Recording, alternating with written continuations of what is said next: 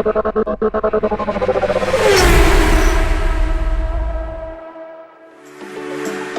what's up everyone? It's Jimbo with Proje Pro Tips here to do a demonstration on how to keep your rims cleaner longer and how to avoid rims from pitting with brake dust. And we're going to be doing that by using one of our edgeless black microfiber towels and rapid quick wax. It's going to be a very easy application. All you're going to do is a few sprays on the clean rim that is also dry to the touch. You don't want, or excuse me, cool to the touch. You don't want to do this when your rims are hot. You don't want to worry about the product drying on the rim too soon and then creating an uneven surface. So make sure the rim is dry and also cool to the touch. You can spray it directly onto the rim, and then using the black edgeless towel, you're going to wipe it in.